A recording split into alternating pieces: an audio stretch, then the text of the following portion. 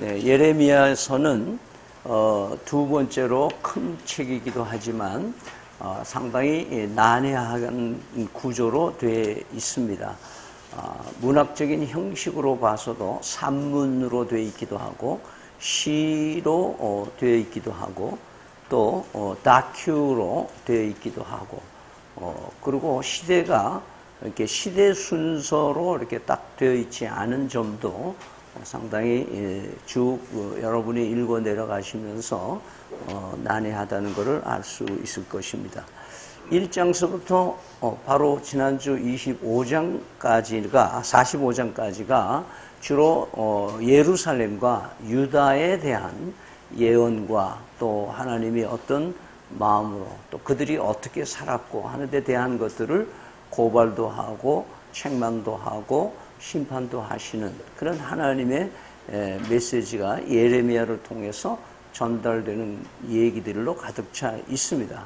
그러면서도 거기에는 어김없이 이스라엘, 유다와 또 예루살렘과 관련되어 있는 국제관계에서 큼직한 나라들에 대한 얘기들을 꼭 놓치지 않고 하시는 그런 부분들이 기록되어 있죠. 근데 오늘은 유독 그 애굽이란 나라를 선두로 해서 이제 46장부터 51장까지는 9개 열방, 9개 주변 국가에 대한 예언을 얘기를 하고 있습니다. 그 중에서 이제 첫 번째로 애굽에 대한 얘기를 하는 데 대한 어떤 의미를 우리는 찾아볼 수가 있고, 분명히 하나님께서는 이스라엘 백성들에게 왜 애굽을 제일 먼저 이렇게 심하게 다루시는 것에 대한 이유를 우리는 볼 수 있을 것입니다. 철저히 이 애굽의 그 강력한 영향력에 대해서 하나님께서 다스려 가시지만은 26절 끝에 보면은 그래도 다시 애굽에 대한 약간의 구원의 실마리, 좀 자비를 베풀어 주시는 실마리를 거기에 26절 끝에 보여지기도 하고 있습니다. 그러면서 본장의 그 1절에서 26절까지는 다양한 방식으로 그 동맹국과 함께 이 애굽이 힘을 겨루면서 바벨론의 그 유브라스 강 갈그메스까지 쳐들어가서 거기서 전투를 벌이는 그런 장면이 나옵니다. 그러나 그렇게 원정을 했어도 여지없이 패배하고 말고 또 후퇴해서 본국으로 와서도 하나님께서 그냥 놔두지 않으시고 애굽을 더 이상 쪽을 못 쓰도록 하시는 심판의 손길이 기록되어 있습니다. 그러면서도 27절과 28절에는 애굽의 멸망과 심판으로 인해서 극히 두려워하고 있을 유다에 대해서 하나님께서는 두려워하지 말라고 오히려 권면하는 말씀으로 끝을 맺고 있습니다.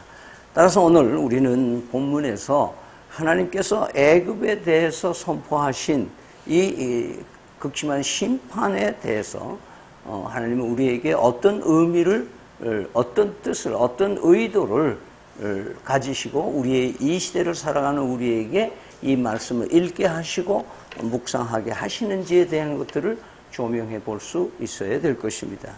사실 여러분, 애굽을 포함해서 이스라엘이라는 나라는 주변의 강대국들, 다양한 나라들이 흥망성쇠를 통해서 이 유다라는 나라에 영향을 주고 있었던 것을 보게 됩니다.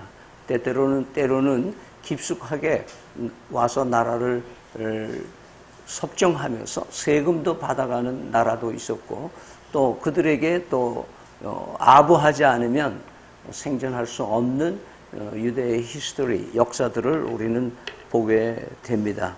따라서 끊임없이 유다라는 조그만 나라는 주변 국가의 영향을 받으면서 살아오는 그런 것들이고, 또 하나님께서는 유다를 통치하시고 섭리하시는 하나의 방책으로 이방 나라들을 도구로 사용하고 있었음을 우리는 보게 되고, 여러 번 바벨론은 내 도구다, 내가 쓰는 연장이다, 이렇게 말씀하시는 부분들이 있는 것으로 우리가 쉽게 알 수 있는 것처럼, 하나님께서는 열왕을 통해서, 열왕국을 통해서, 열국을 통해서 이스라엘을 섭리하고 인도해 가시고, 하나님은 이스라엘만을 위한 하나님이 아니라 온 우주의 하나님이시고 창조주시고 온 나라를 당신의 뜻에 따라서 섭리하시고, 때로는 그 나라를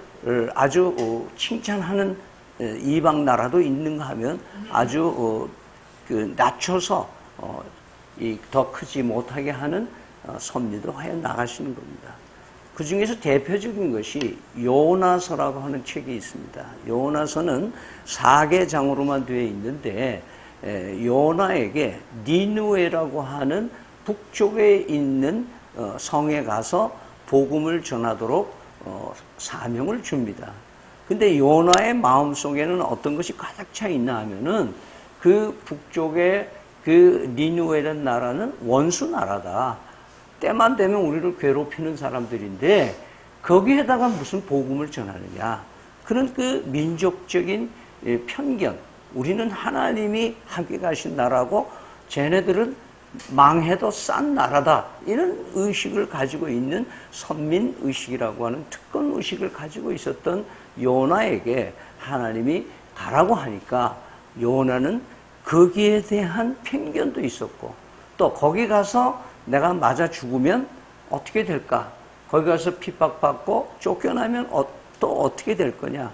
자기 자신에 대한 안보를 생각을 하고, 그래서 욥바라는 곳에 가서 배를 타고 정반대로 가다가 난리가 나고 물속에 이 고기 뱃속에 들어가서 3일 동안 지나면서 하나님 앞에 크게 회개하고 다시 나와서 니느웨 성이 3일 동안 걸어가야 할 도시인데 하루 길을 다니면서 가서 복음을 전해서 니느웨라는 나라가 다 회개하고 왕에서부터 회개하고 하나님 앞으로 돌아오는 걸 보고 요나는 그게 또 못마땅한 거예요. 하나님, 쟤네들 다 망하게 한다고 해놓고 어떻게 다 이렇게 나라를 다시 살려줍니까? 그래서 차라리 날 죽여주십시오. 그랬던 요나, 하나님께서 박농쿨을 해서 이마에다가 그늘을 안겼다가 벌레들을 해서 그 박농쿨이 금방 지게 해서 땡볕에 신경질 내고, 그러면서 하나님께서 얘기를 하는 거예요. 네가 박농쿨을 그렇게 아꼈다면 나는 이 니느웨 성에 이 죽어가는 영혼들을 내가 왜 아끼지 않겠느냐 하는 말씀으로 끝을 맺는 요나서입니다. 이 요나서를 통해서 하나님은 이스라엘의 하나님만이 아니라는 것입니다. 오늘날 많은 그리스도인들 중에는 자신의 신앙이 너무너무 확실해서 자기는 예수 그리스도의 은혜를 받고 하나님이 나만을 사랑한다고 하는, 아마 여러분들이 자녀들을 여러 명 키워보면은 아이들이 독자로 있는 아이들에게 오는 여러 가지 질병들이 있는데, 둘째, 셋째를 낳으면 그 아이들을 시기하는, 자기 동생들을 시기하는 과정들이 있습니다. 왜? 그동안에 엄마 아빠가 나만을 위해서 존재한다고 생각했는데 동생이 나오니까 동생에게 모두가 다 집중하니까 거기에 오는 가슴앓이를 하는 것이 아이들의 보통입니다. 이것이 오늘 그리스도인들 중에는 하나님이 나만을 사랑한다고 하는 착각, 나는 구원받은 사람이니까, 그래서 나가서 전도할 때도 오만이 가득 차요. 교만이 가득 차요. 그래서 세상 사람들을 볼 때는 한 수 아래로 보고 그 사람들을 불쌍하게 여기는 마음, 영혼을 불쌍히 여기는 마음은 좋을 수도 있는데, 자기는 항상 열외로 생각하는, 나는 하나님이 특별하게 나를 간수해 주는 존재라고 하는 것 때문에 폐쇄적인 사람, 교회가 사회와 같이 가지 못하는, 교회가 턱이 너무 높아져 있고 그 신앙의 훈련들이 교인들에게 집중되어 있는 그런 끼리끼리의 문화로 만들어지고 있는 것을 보게 됩니다. 그래서 하나님께서는 이 열방들을 일으켜 세워서 하나님이 유다 사람들을 길들이기 시작하는 역사들을 우리는 구약 성경에서 많이 보게 되는 것이죠. 오늘 왜 하나님은 애굽을 그렇게 써야 되느냐? 왜냐하면 이 유대라는 사람들은 자신들이 작다고 하는 작은 나라, 아주 부족하고 인구도 적고 땅도 작고 하는 이 작다고 하는 그 열등감에 사로잡힌 나라에서 그런지는 몰라도 이 나라가 잘 된다 그러면 그 나라 가서 붙고, 이 나라가 잘 된다 그러면 그 나라에 가서 조공을 바치고 국제적인 외교 관계를 맺고, 따라서 하나님께서는 그 애굽을 통해서 아브라함, 이삭, 야곱의 12 아들을 하나님께서 민족과 나라를 만드는 산실로서 애굽을 사용하였어요. 애굽에서 400년을 거기서 살아요. 그래서 사실은 애굽은 어떤 의미에서 이스라엘 사람들에게는 유목민들이 돌아다니던 사람들인데 한 곳에 400년을 살았다면 그 이민 역사는 대단한 거예요. 그 이스라엘 커뮤니티가 애굽의 영향을 얼마나 많이 줬을 뿐만 아니라 그 모든 일설에 의하면은 피라밋은 이스라엘의 브레인에서 나온 거다라고 얘기하는 사람들도 있어요. 그러나 문제는 뭐냐 하면 여기서 정착해 있던 삶에 하나님께서 멈추지 않으시고 이들을 독립된 한 나라로 만들기 위해서 출애굽을 시키는 거예요. 근데 출애굽을 시키는 그 모든 여정 가운데서도 여러 번 얘기하는 이스라엘 백성들이 얘기가 뭐냐면 애굽에는 먹을 것도 많고 좋은 게 많은데 왜 우리를 여기 사막 가운데 광야 가운데로 인도해서 우리를 이렇게 힘들게 만드느냐. 하나님을 원망하고 지도자를 원망하는 역사가 계속 반복되고 있는 것을 우리는 잘 알고 있습니다. 오늘 하나님께서는 이 시대를 통해서 이 유다에게 애굽을 하고 끊어라 이거예요. 너희들이 애굽의 향수가 아직도 있고, 그래서 이 나라가 유다가 지금 망하게 돼 있고 너희가 하나님이 치신다고 하는데도 불구하고 어떤 마음을 가지냐면 우리 애굽에 붙으면 되겠다. 애굽은 우리의 혈맹이다. 애굽이 우리를 지켜줄 거야. 쩌창하면 애굽으로 가지 뭐 이런 생각들. 이것이 지금 유다가 가지고 있는 굉장히 위험한 상황이에요. 왜? 유다는 하나님만이 하나님을 믿고 살아요. 하나님만을 의지하도록 하나님 디자인 놓으신 나라예요.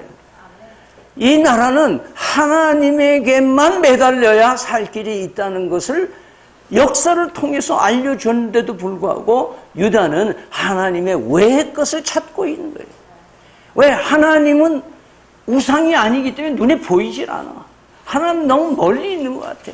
내가 당하는 현실은 너무 시급하고 너무 중요한 일들이 많은데도 불구하고 하나님이 빨리빨리 해결이 안 해주는 것 같아. 그러니까 유다 사람들이 쩍하면 강대국에 매달리는 거예요. 이 나라가 우리를 지켜줄 건가? 이 나라가 우리와 우방 국가가 돼서 무역이 잘 되겠어 잘 살게 될 건가? 이런 아주 연약한 유대인의 모습들 가운데 하나님이 가장 싫어한 유다를 궁극적으로 심판하시겠다고 하는 것은 나를 버리고 애굽의 마음이 빼앗긴 것에 대한 하나님의 분노가 있는. 네가 어떻게 해? 내가 너를 어떻게 이 민족으로 지금까지 인도해 왔는데 너 왜 아직도 애굽에게 네 마음이 빼앗겨서 친애굽 정책을 가지고 나라가 잘 돼 보려고 얘기하느냐. 최근 우리나라가 많이 복잡해져 있습니다. 아마 청소년들도 이 뉴스를 통해서 나라에 대한 굉장히 걱정을 사실은 일본산 불매운동은 누가 시킨 거 아니에요. 누가 시켜서 하는 거예요. 촛불하고 또 달라요. 정말 아이들의 마음속에 이거 일제 안 써야 되겠다. 저도 오늘 볼펜을 하나 집어나가면서 보니까 일제더라고요, 이게. 뭐 그런 사상적인 얘기 그만두고 오늘 우리 한국 교회가 물질의 마음이 빼앗기고 이 정치 권력의 마음이 빼앗기고 한국 교회가 대형화 물결의 기복주의의 마음이 뺏겨가지고 세상에서 잘 먹고 잘 사는 길이 마치 교회가 해야 될 일이고 그것이 교인들을 상담하고 교인들을 부흥케 하는 일은 그들이 시집장가 잘 가고 잘 먹고 잘 살게 해주는 게 교회가 하는 일이고 복덕방가처럼 살아가는 게 그렇게 교회라고 잘못돼요. 하나님은 지금 이 시대를 보면서 왜 유이방 국가를 동원해가지고 우리 한국 교회를 깨우고 우리 나라를 깨우고 있는지를 우리는 오늘 본문을 통해서 깨닫게 되는 거예요. 미국을 혈맹이라고 그러고 일본을 우방국가라고 그러잖아요. 75년 전 제가 태어나는 그 시기쯤에 제가 나중에 커서 들은 얘기지만은 그 우방국가의 나라 이름의 첫 글자를 맞춰서 나온 음악이 없는 노래가 하나 있어요. 소련에 속지 말고 미국을 믿지 마라. 일본이 일어서고 떼놈들이 되온다. 조선아 조심하라.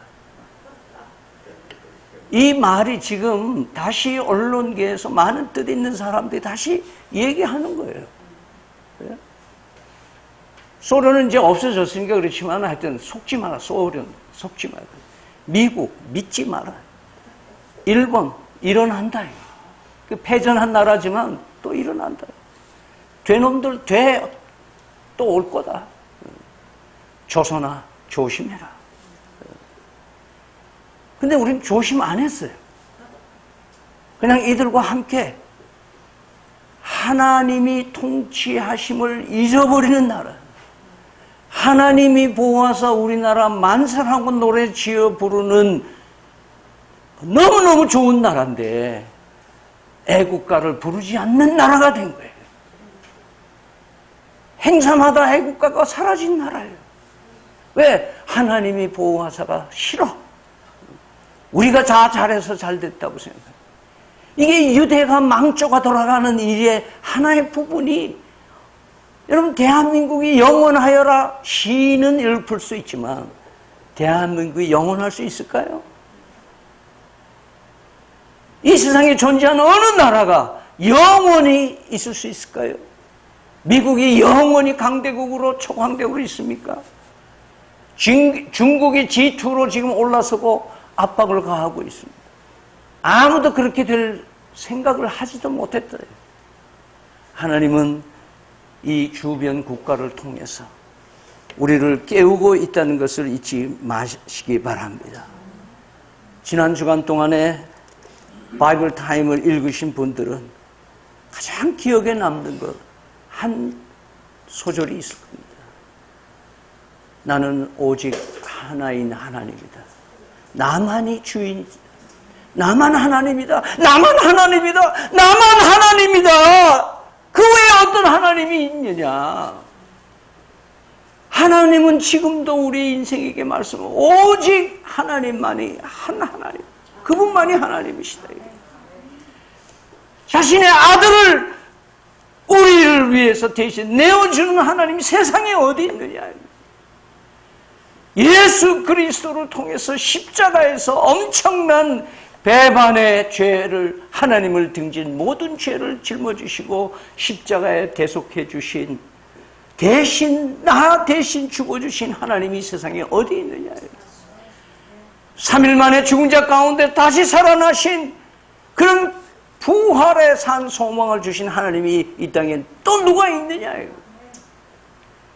오늘 그 말씀에는 그런 얘기 하잖아요.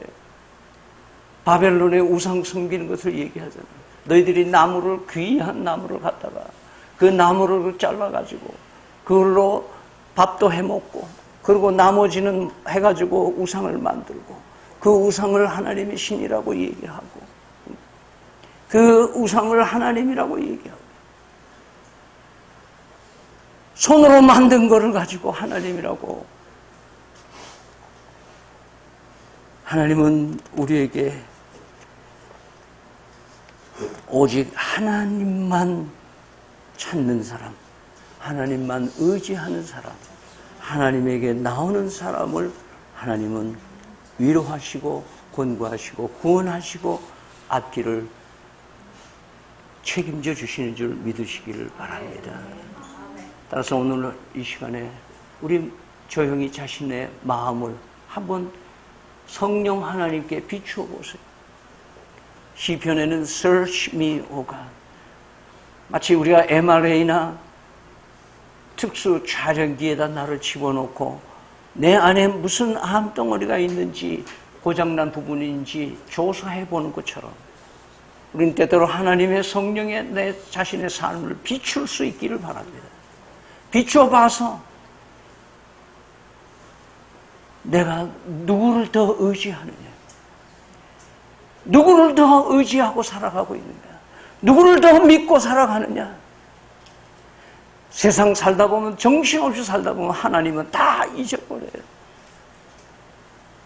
그래서 우리는 때때로 나는 나의 건강을 의지하지 않는가, 나의 외모를 의지하지 않는가, 내 재주를 의지하고 있는 건 아닌가, 내 실력을 의지하고 있는 것은 아닌가, 나는 내가 가지고 있는 조그만 재산을 의지하고 있는 건 아닌가, 나는 나의 자녀들을 의지하고 사는 건 아닌가, 나는 내 부모를 의지하고 사는 건 아닌가, 아니면 나는 내 자신을 하나님처럼 의지하고 살아가는가. 세상에 믿을 놈 하나도 없어 하고 자기는 믿을 사람인 줄 알고, 자기는 자기가 믿어도 되는 사람인 줄 알고 착각하는 거예요. 믿음의 대상은 오직 하나님 한 분이심을 믿으시길 바랍니다. 사람은 하나님의 사랑의 대상입니다. 믿음의 대상이 아니에요. 남편 믿고 실망한 사람, 아내 믿고 실망한, 자식 믿고 있다가, 부모 믿고 있다가 낭패 본 사람, 돈 믿고 있다가 낭패 본 사람, 자기 실력 믿고 자기 건강 믿었다가, 여러분 누구를 의지하고 살아야 되는지를 오늘 이 시간에 결정하시기 바랍니다. 이 시간에 결정 안 하면 여러분 남은 생애가 계속해서 하나님 외의 것들, 잡다한 것들을 의지하고 살아가는 존재로 인생을 망치게 된다는 것을 잊지 마시기 바랍니다. 하나님 앞에 항복하는 십자가의 은혜를 입는 우리 성도들이 되시기를 바랍니다. 찬송가 488장에는 이 몸의 소망 무언가 우리 주 예수뿐일세, 우리 주 예수 밖에는 믿으리 아주 없네. 무섭게 바람 부는 밤 물결이 높이 설렐 때 우리 주 크신 은혜에 소망에 닿을 주리라. 세상에 믿던 모든 것 끊어질 그날 되어도 구주의 언약 믿사와 내 소망 더욱 크리라. 바라던 천국 올라가 하나님 앞에 배울 때 구주의 의를 힘입어 어여시 바로 서리라. 우리 같이 한번 부르겠습니다. 반주 없이 부르겠습니다. 이 몸의 소망 무언가 우리 주 예수뿐일세, 우리 주 예수 밖에는 믿으리 아주 없도다. 주 나의 반석이시니 그 위에 내가 서리라, 그 위에 내가 서리라. 무섭게 바람 부는 밤 물결이 높이 설렐 때 우리 주 크신 은혜에 소망에 닿을 주리라. 주 나의 반석이시니 주 예수 내가 서리라, 그 위에 내가 서리라.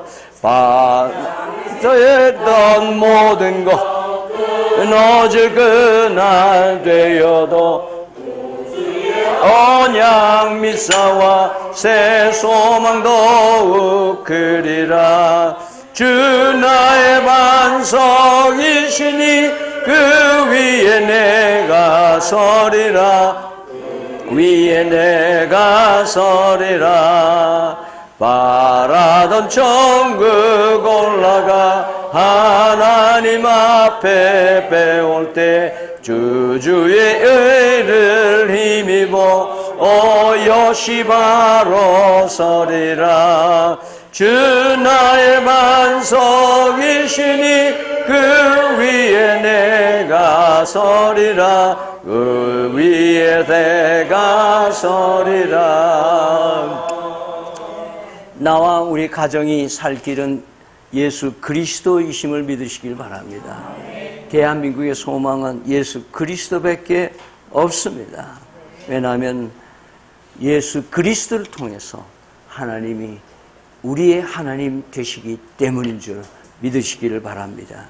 시편 62편 1절에는 나의 영혼이 잠잠히 하나님만 바라며 나의 구원이 그에게서 나오는도다. 62편 5절에 나의 영혼아 잠잠히 하나님만 바라라. 무릇 나의 소망이 그로부터 나오는도다. 고린도후서 1장 9절 말씀, 굉장히 중요한 말씀인데 한번 찾아서 같이 읽겠습니다. 신약성서 고린도후서 1장 9절 말씀입니다.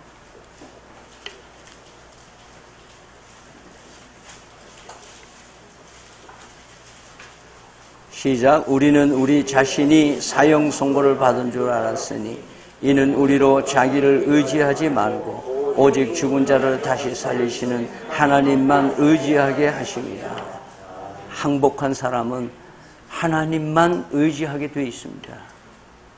오늘 왜 하나님께서는 27절과 28절을 했을까요? 애굽을 망하게 하고 9개 주변 국가들을 다 망하게 하는데 유다의 마음이 편했을까요? 얼마나 두렵게 해서 가슴이 콩닥. 다음에 우리 차례인가? 다음에 내 차례인가? 이런 위기감을 가지고 있었어요. 그래서 오늘 27절, 28절의 본문으로 결론을 내는 거예요. 같이 읽겠습니다. 내 종 야곱아 두려워하지 말라. 이스라엘아 놀라지 말라. 보라 내가 너를 먼 곳에서 구원하며 내 자손을 포로된 땅에서 구원하리니 야곱이 돌아와서 평안하며 걱정 없이 살게 될 것이라. 그를 두렵게 할 자가 없느니라. 여호와의 말씀이니라. 내 종 야곱아 내가 너와 함께 있나니 두려워하지 말라. 내가 너를 흩떴던 그 나라들은 다 멸할지라도 너는 사라지지 아니하리라. 내가 너를 법도대로 징계할 것이요 결코 무죄한 자로 여기지 아니하라 하시니라. 못된 것은 심판을 하시지만 그러나 여전히 사랑하셔서 영원으로 잇대어진 삶을 그리스도를 통해서 우리를 보장하시는 그 은혜를 여러분 누리시기를 바랍니다. 이 시간에 제 메시지의 결론으로 우리 542장 우리 반주해 주시고 같이 박수 치면서 부를 수 있기를 바랍니다. 542장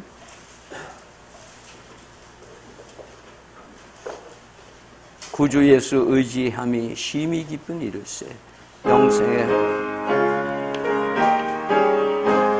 구주 예수 의지함이 심히 깊은 이를세 영생 허락 받았으니 의심 아주 없도다. 예수 믿는 것은 받은 증거 많도다. 예수 귀한 예수 믿음 더욱 주소서. 구주 예수 의지함이 심히 깊은 일일세 주를 믿는 나의 마음 그의 피에 적시 것은 다른 증거 많도다. 예수 예수 귀한 예수 믿음 더욱 주소서. 그 주 예수 의지하여 죄악 벗어버리네. 안위 받고 영생함을 주께 모두 얻었네. 예수 예수 믿는 것은 받은 증거 많도다. 예수 예수 귀한 예수 믿음 더욱 주소서. 그 주 예수 의지하여 구원함을 얻었네. 영원 무궁지나도록 주여 함께 하소서. 예수 예수 믿는 것은 받은 증거 많도다. 예수 예수 귀한 예수 믿음 더욱 주소서. 아멘. 기도합니다. 지금은 우리 주 예수 그리스도의 은혜와 살아계신 하나님 아버지의 극진하신 사랑과 성령의 교통하심이 오직 하나님만을 하나님 삼고 예수 그리스도 안에서 살기를 다짐하는 귀한 심령들 위에 영원토록 함께 계실지어다. 아멘.